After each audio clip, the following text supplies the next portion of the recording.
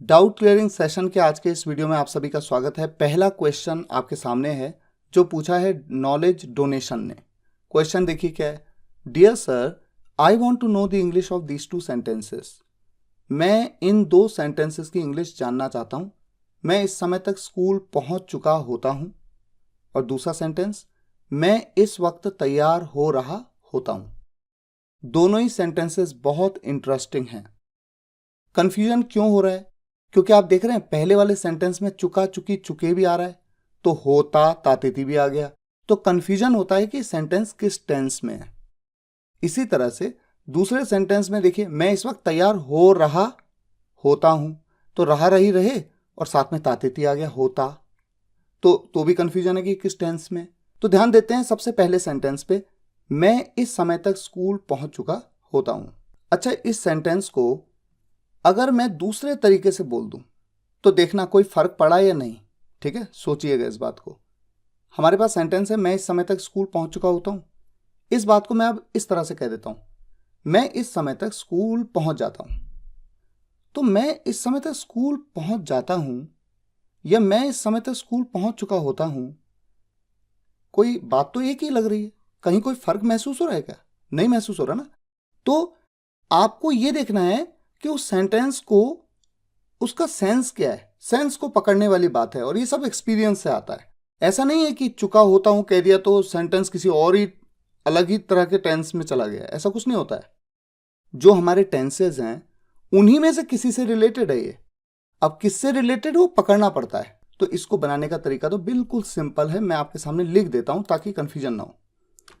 I reach the school by this time. मैं इस समय तक, आई रीच द स्कूल, मैं स्कूल पहुंच जाता हूं इस समय तक। सिंपल। अब एक पॉइंट है, जब आप इस सेंटेंस को देखते हैं, मैं इस समय तक स्कूल पहुंच चुका होता हूं, तो कुछ ऐसा भी तो लग रहा है ना कि आज भी पहुंच गया, कल भी मैं पहुंच गया था इस टाइम तक, परसों भी पहुंच गया था, उससे पिछले दिन भी पहुंच गया था। तो एक सेंस अक्सर का यहां पर बन रहा है। कैसे?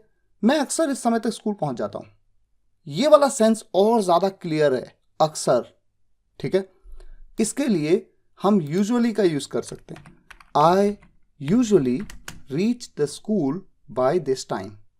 ये अब और ज्यादा क्लोज चला जाएगा जो सेंटेंस स्टूडेंट ने पूछा है। यहां तक कि मैं यहां पर यूजुअली की जगह पे ऑफन भी कह सकता हूं। I often reach the school by this time. ठीक है, तो इस तरह से ये सेंटेंस बनेगा। दूसरे सेंटेंस पे आ जाइए, मैं इस वक्त तैयार हो रहा होता हूं। सोचिए कैसे बनेगा ये सेंटेंस। इस सेंटेंस में भी आप ध्यान से सोचना, क्या ये सेंस नहीं आ रहा है कि मैं अक्सर इस समय, ये जो टाइम है, अक्सर मैं इस समय ना तैयार हो रहा होता हूं।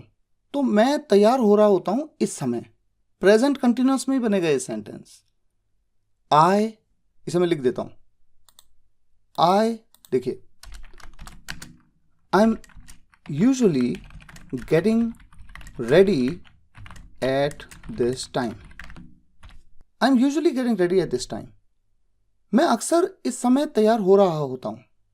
ये सेंस बनेगा, इस तरह से बनेगा ये सेंटेंस। ये सब एक्सपीरियंस से आता है। ऐसा नहीं है कि बिल्कुल श्योर शॉर्ट रूल है, सेंस को पकड़ना पड़ता है। और ये सब एक्सपीरियंस से आएगा आपको जब आप इस तरह के सेंटेंसेस को बार बार एनकाउंटर करेंगे। जैसे मैं कई लोगों से बात कर रहा हूं, तो मैं उनसे भी सुन रहा हूं इंग्लिश, उनको मैं बोल रहा हूं। हम जो भी इंग्लिश बोलते हैं वो कहीं ना कहीं से तो हमने सीखी होती है, चाहे केवल सुन के सीखी होती है। ग्रामर हमें नहीं भी आती है, वो हमने सुन के ही सीखी है, पर सीखी तो है। जैसे ये सेंटेंस मेरे सामने आता है, मैं इस वक्त तैयार हो रहा होता हूं इस टाइम पे, मान लीजिए 10 बजे, इस टाइम पे मैं तैयार हो रहा होता हूं। I am usually getting ready at this time. I am usually getting ready at this time. ये मेरे दिमाग में एकदम आ रहा है, क्योंकि कहीं ना कहीं किसी मूवी में या अपने फ्रेंड्स के साथ बात करते हुए कहीं ना कहीं, कभी ना कभी, इतने सालों से आप इंग्लिश के सेंटेंसेस को देख रहे हैं, सुन रहे हैं, तो ये चीज़ें ऑटोमेटिकली आती हैं। तो कुल मिला के ये दोनों सेंटेंसेस को बनाने का तरीका मैंने आपको बताया। अब आ जाते हैं नेक्स्ट डाउट पे। सर, आपने बताया था कि जब भी पीछे ऊ का साउंड आए तो डू या शैल का यूज करते हैं, लेकिन काश मैं कभी अमेरिका जाऊं, इस वाक्य को आपने बनाया I wish I ever go to America. Question किसने पूछा है? संतोष लोधी ने। ठीक है, देखिए ये बिल्कुल सही बात है कि जब ऊ का साउंड आए, ये मैंने आपको सेंस बताया था। तो देखिए इसको थोड़ा सा रिपीट फटाफट से कर लेते हैं, फिर काश मैं कभी अमेरिका जाऊं इस सेंटेंस में क्यों नहीं डू या शैल का यूज किया, ये जानना बहुत जरूरी है। तो देखिए इसको समझते हैं। सबसे पहले हम देखते हैं कि जैसे हम कहते हैं क्या मैं वहां जाऊं, डू आई गो देयर, ये तरीका है बोलने का। ये मैंने आपको बताया हुआ है ऊ के साउंड में कि मैं वहां जाऊं, मैं खाऊं, मैं बैठूं, मैं आपके साथ चलूं, डू आई गो देयर, या फिर शैल आई go there, shell I go there. ठीक है, अगर यही बात मेरी जगह किसी और पे अप्लाई हो, जैसे क्या रवि वहां जाए, आप क्या कहते हो? आप बताइए, क्या रवि वहां जाए? ऐसे में फिर डू तो नहीं आएगा क्योंकि यहां पर तो रवि है। तब मैं क्या कहूंगा? डस रवि गो देयर। तब डू की जगह क्या हो गया? डस हो गया, डस रवि गो देयर। ठीक है, और या फिर शैल के साथ तो इस सेंटेंस को बना ही सकते हैं। ये तो मैंने आपको पढ़ाया हुआ है ऑलरेडी। मोडल वर्ब्स में भी मैंने शैल का यूज बताया था आपको, वहां पर भी मैंने डू डस का यूज बताया था इस तरह से, शैल रवि गो देयर। ठीक है, अब इसी चीज को क्या हम साथ बैठे, हम एक से ज्यादा है, do we sit together, do we sit together. और डू की जगह पे शैल का यूज तो कर ही सकते हैं, शैल वी सिट टुगेदर। ठीक हो गया। तो जो स्टूडेंट हैं जिन्होंने क्वेश्चन पूछा उनका ये था कि आपने बताया था कि जब ऊ का साउंड आए तो हम डू या शैल का यूज करते हैं। यहां तक तो बात सही हो गई। अब उन्होंने कहा लेकिन काश मैं कभी अमेरिका जाऊं, इसमें तो आपने कहा I wish I ever go to America. यहां पर तो आपने डू या शैल का यूज किया ही नहीं। जाऊं, मैं तो जाऊं कह रहा हूं। ये सेंटेंस डिफरेंट टाइप का है। ये सेंटेंस किस टाइप का है? इसमें काश आ रहा है। काश के लिए मैंने आपके काश के वीडियो में डे 54 में मैंने आपको बताया था कि काश के लिए हम आई विश का यूज करते हैं। और फिर मैं आपके सामने एक चार्ट रख देता हूं। देखिए इस चार्ट में आप देख रहे हैं सबसे पहले क्या लिखा है? करे या करूं। इस तरह के जो सेंटेंस होते हैं आई विश में, काश के केसेस में, वहां पर देखिए किस तरह से बनाते हैं हम, प्रेजेंट इनडेफिनेट टेंस की तरह। सिंपल। तो ये तो कैटेगरी ही डिफरेंट है, और इसीलिए जब इस सेंटेंस को यहां बनाया गया तो कैसे बनाया गया? I wish I ever go to America. अगर यहां पर कभी ना होता, काश मैं अमेरिका जाऊं, I wish I go to America, present indefinite tense है। लेकिन जैसे कहा काश मैं कभी अमेरिका जाऊं, I ever go to America. अगर मैं कह देता काश मैं कभी अमेरिका ना जाऊं, I wish I never go to America, ever की जगह नेवर हो जाता। तो है ना, ये प्रेजेंट इंडेफिनिट टेंस में बनाया आई विश के बाद का जो भी क्लॉज है। तो ये सेंटेंस डिफरेंट टाइप का है। शायद जो स्टूडेंट हैं उन्होंने वो वीडियो नहीं देखी है, और इसीलिए मैं कहता हूं जो 90 डेज का पूरा कोर्स है उसकी एक एक वीडियो का पूरा देखा करिए, तभी तो आप स्टेप बाय स्टेप आगे बढ़ेंगे। नेक्स्ट डाउट पे चलते हैं। कब से काम शुरू किया जाएगा? Passive sentence, since when will the work be started. दूसरा सेंटेंस पूछा है काम कब से शुरू होगा? Simple sentence, since when will the work be started. Anil Kumar Poddar ने क्वेश्चन पूछा है, उन्होंने ये दो सेंटेंस दिए, फिर उन्होंने कहा but when we search in Google then we found this results। मतलब अलग रिजल्ट्स आए। क्या आए? when will the work start, when will the work start। यानी कि रिजल्ट एक ही आया दोनों ही सेंटेंस से ढूंढने पे। रिजल्ट क्या था? when will the work start का मतलब काम कब शुरू होगा। when will the work start का क्या मतलब है? काम कब शुरू होगा। ठीक है, अब देखिए जो पहला सेंटेंस है कब से काम शुरू किया जाएगा, या फिर दूसरा सेंटेंस काम कब से शुरू होगा। इन दोनों ही सेंटेंसेस को अगर मैं आपसे पूछूं तो क्या आपका आंसर कुछ अलग होगा? नहीं। मैं आपसे पूछूं कब से काम शुरू किया जाएगा, तो आप कहें मंडे से। ठीक हो गया। जब मैं दूसरा क्वेश्चन पूछूं, दूसरे तरीके से पूछूं काम कब से शुरू होगा, तो भी तो आप यही कहेंगे मंडे से। क्या कोई फर्क है? कोई फर्क नहीं है। तो जब बात में कोई फर्क ही नहीं है तो इंग्लिश में ढूंढेंगे तो फर्क कहां से आएगा?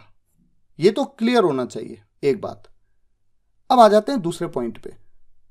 ये यहां पर जो लिखा ना कब से काम शुरू किया जाएगा, कब से। अब मैं से को अगर हटा भी दूं, अब मैं सिर्फ कह दूं काम कब शुरू किया जाएगा, या फिर दूसरे सेंटेंस में काम कब से शुरू होगा की जगह काम कब शुरू होगा, कोई फर्क पड़ा? कोई फर्क नहीं पड़ा। तो गूगल जो है, चूंकि गूगल ने इसके सेंस को पकड़ा है, उसने ये नहीं देखना है कि कब से के लिए उसने सिंस व्हेन क्यों नहीं कहा। आप सिंस व्हेन कहें चाहे ना कहें, दोनों तरीके से सेंटेंस बिल्कुल करेक्ट है। अब मैं थोड़ा सा ये बता देता हूं कि ग्रामेटिकली अगर पहले और दूसरे सेंटेंस को बनाया जाएगा तो फर्क क्या होगा। जैसे पहला सेंटेंस है कब से काम शुरू किया जाएगा, एक बार इसको बना लेते हैं। पहले इसको बनाने का तरीका आइडियली क्या होना चाहिए, अगर आप कब से के लिए कह दें सिंस व्हेन, ठीक है, उसके बाद हेल्पिंग वर्ब, उसके बाद में सब्जेक्ट काम, since when will the work शुरू किया जाएगा। तो पैसिव का सा फॉर्मेशन जो आता है क्वासी पैसिव कहते हैं जब हम बी स्टार्टेड, ये आपने ग्रामर में पैसिव वॉइस में पढ़ा है। तो देखिए बना कैसे, कब से काम शुरू किया जाएगा, since when will the work be started. अगर मैं यहां पर सिंस को ना भी लगाऊं, सेंस में कोई चेंज नहीं है। एक बात क्लियर, बात एक ही है, दोनों तरीके से आप बोल सकते हैं। अब दूसरा देखिए, काम कब से शुरू होगा, काम कब से शुरू होगा, simple, since when will the work start, will the work start. Active में सिंपल है, क्या दिक्कत है, ये पैसिव में थोड़ा पैसिव क्वासी पैसिव है, इसका जो बाद का पार्ट है वो पैसिव में आता है, इसे क्वासी पैसिव कहते हैं, ये भी आपने पढ़ा हुआ है। और दूसरा since when will the work start. अब मैंने जैसा आपको बताया सिंस का यूज आप ना भी करें, आप व्हेन कह दें केवल, तो भी बात सही है। अब देखिए जब आपने गूगल में ढूंढा तो आपको सिर्फ ये मिला, आपको ये नहीं मिला। क्यों नहीं मिला, इसके पीछे एक रीजन है, ये छोटा है, ये सेंटेंस लंबा है। जब इंग्लिश बोलने वाले बोलते हैं तो जो सेंटेंस छोटे में बोल दिया जाए और बात एक ही हो, अगर आप दोनों सेंटेंस को देखो दोनों में क्या ही फर्क है। अगर मैं आपसे पूछूं कब से काम शुरू किया जाएगा तो भी आप कहेंगे मंडे से, और अगर मैं आपसे पूछूं काम कब से शुरू होगा तो भी आप कहेंगे मंडे से। ये दोनों सवाल जब दो लोग पूछेंगे तो आंसर तो सेम आना है ना, तो फिर इतना लंबा क्यों पूछे कब से काम शुरू किया जाएगा, बजाय इसके इतना ना कहते हैं 5 ही वर्ड्स में काम कब से शुरू होगा। वो देखिए वो 6 वर्ड्स का है, 6 वर्ड्स, और ये तो केवल 5 ही का है। तो जो जितना छोटा सेंटेंस है उतना प्रेफर्ड होता है, और चूंकि गूगल है, किसने बनाया, उन्होंने ही बनाया जिनकी ये लैंग्वेज है, तो वो जब इस तरह से बोलना ज़्यादा प्रेफर करते हैं तो गूगल भी यही बताता है। हालांकि आप ग्रामेटिकली जो देते हैं बिल्कुल प्योर ग्रामर के हिसाब से देखें तो पहला वाला सेंटेंस इस हिसाब से बनना चाहिए, दूसरा सेंटेंस इस हिसाब से बनना चाहिए, लेकिन कॉन्वर्सेशन पॉइंट ऑफ व्यू से बेहतर होगा कि आप छोटे वाले सेंटेंस का यूज करें और सिंस का यूज नहीं करें तो बेहतर है, क्योंकि सिंस का यूज करने से ना करने से कोई फर्क तो पड़ता नहीं। इसीलिए गूगल ने कहा when will the work start, simple सा सेंटेंस, इतना बोलिए आप। नेक्स्ट, ये डाउट पूछा है कैफी आजमी ने। क्या डाउट है, hello sir, I bought your course and I got too much help from you but I want to ask from you some confusion. मैं आपसे कुछ कन्फ्यूजन पूछना चाहता हूं। वैसे मैं आपको ये बता दूं, I want to ask from you नहीं, I want to ask you, ask के बाद में कोई भी प्रपोजिशन नहीं। I want to ask you some confusion like, क्या है, मैं मार्केट कर लेता हूं, चलो जब तक हम मार्केट कर लेते हैं मैं काम निपटा लेता हूं। जिसमें लास्ट में लेता हूं आता हो, ये सेंटेंस कैसे बनाएं, और ये वाले भी, तुम पैसे दे देते तुम ले लेते, उसने नहीं किया तो तुम कर लेते, ऐसे सेंटेंसेस कैसे बनाएं। देखिए यहां पर जो पहला सेंटेंस है मैं मार्केट कर लेता हूं का मतलब ये होगा, जो मैं समझ पा रहा हूं, कि मैं शॉपिंग कर लेता हूं, यही हो रहा है ना मतलब। और दूसरा, चलो जब तक हम मार्केट कर लेते हैं, मतलब यही है कि चलो तब तक हम एक काम करते हैं, हम शॉपिंग कर लेते हैं, ठीक है। मैं काम निपटा लेता हूं, तो मैं काम निपटा लेता हूं। इस तरह के सेंटेंसेस में लेट का यूज बहुत कॉमन है, ये मैं आपको बता दूं। जैसे लेट मी डू शॉपिंग, इस तरह से मैं शॉपिंग कर लेता हूं, मैं काम निपटा लेता हूं, let me finish the work, finish the work, इस तरह से मैं काम निपटा लेता हूं, let me finish the work.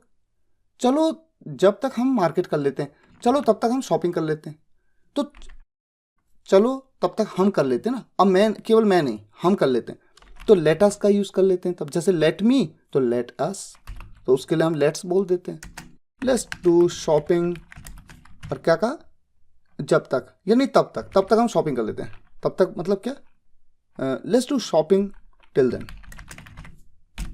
ठीक है, इस तरह से बोलेंगे।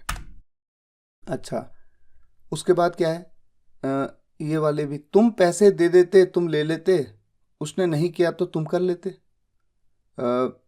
तुम पैसे दे देते, देखो तुम पैसे दे देते, ये बात अगर मान लीजिए मैं किसी को कह रहा हूँ कि वो तुम्हारे पास हेल्प ले आया था, तुम पैसे दे देते, तो तुम पैसे दे देते मतलब तुम्हें दे देना चाहिए था पैसा, सेंस तो मुझे यही दिख रहा है।